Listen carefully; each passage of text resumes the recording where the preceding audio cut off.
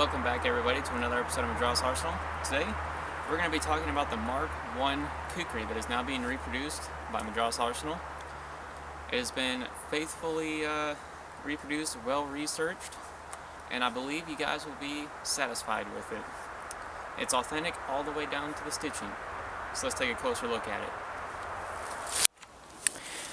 Okay, so one of the very first things that you want to look for on the Mark I is the butt of the handle.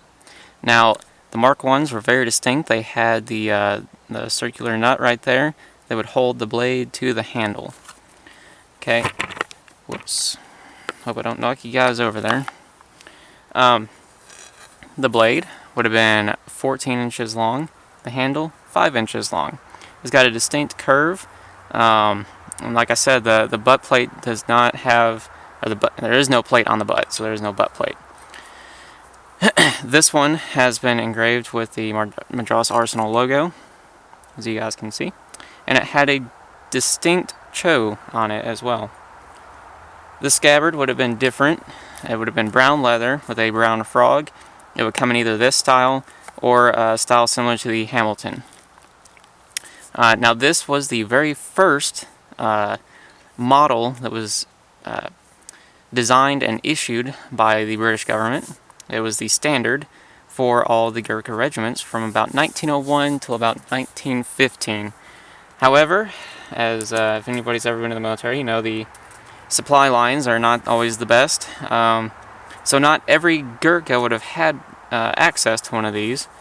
Sometimes it would have carried more personal kukris, probably something from their village or where they grew up, or they may have even had them locally made wherever they were stationed at. But this design, in theory, would have been everywhere in the empire where the Gurkhas were, from about 1901 to 1915, and even in World War I through 1918. And if I'm not mistaken, these models were also found in World War II as well. However, they were already coming out with the Mark II and Mark III at that time. So, this style could have been found anywhere from Mesopotamia, which is modern-day Iraq. It could have been found in Turkey. It could have even been found on the Western Front and Belgium and France, where the Gurkhas were at. So, it's a very, very historic item. Very, very, very neat. Definitely something that any collector would really needs in their collection as a display, especially for the World War I collector. This is very unique. On the butt, they would have been stamped with the Gurkha's unit and possibly the soldier's number as well. Trying to think of what else. It's just such a really unique design, and I'm really thrilled to be able to offer these finally. I've been after the World War I authentic kukri for a while. Been doing a lot of research, and fortunately I have a gentleman helping me with research. So I got that completed, and I would like to test it out today so that I can go ahead and put it on the website. But let's get on to testing for it. Okay, this is fresh out of the scabbard, just like all the others that I test. Let's see how it goes.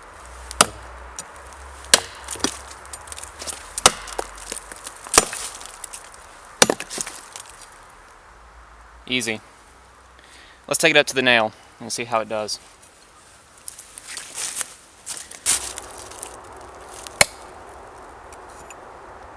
Wow. Not even a dent.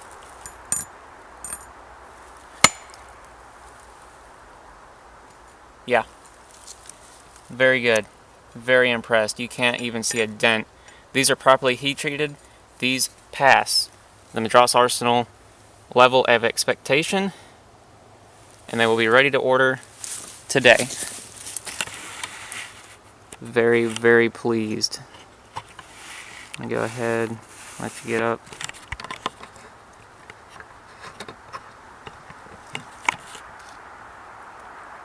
That blade is perfect. Feels great. Not an indentation on the blade whatsoever.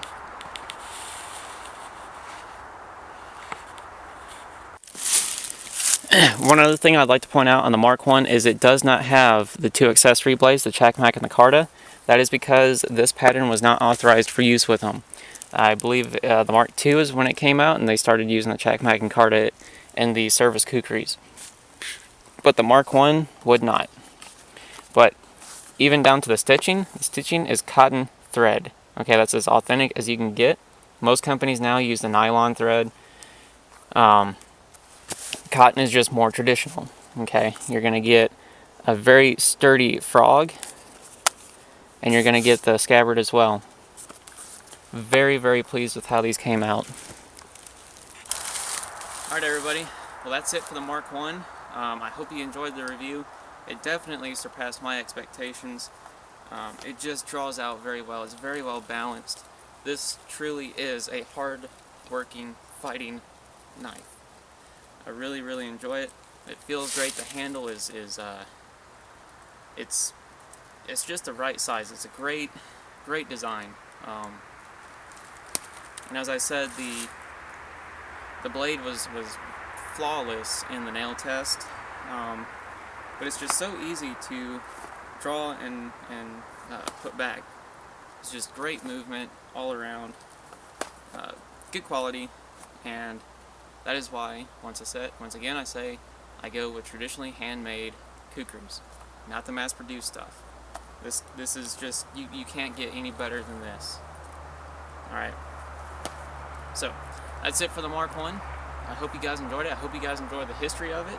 I have certainly enjoyed reading the research our team has put together, and I look forward to it. And this is this is going on my belt as soon as I get off camera. So stay tuned, and I'll put a link in the description below on where you can order them from. They'll probably be here around the 1st of January. So if you want to go ahead and put a pre-order in, go for it, and I'll just ship them out in the order they are received. So stay tuned, and I will see you guys later.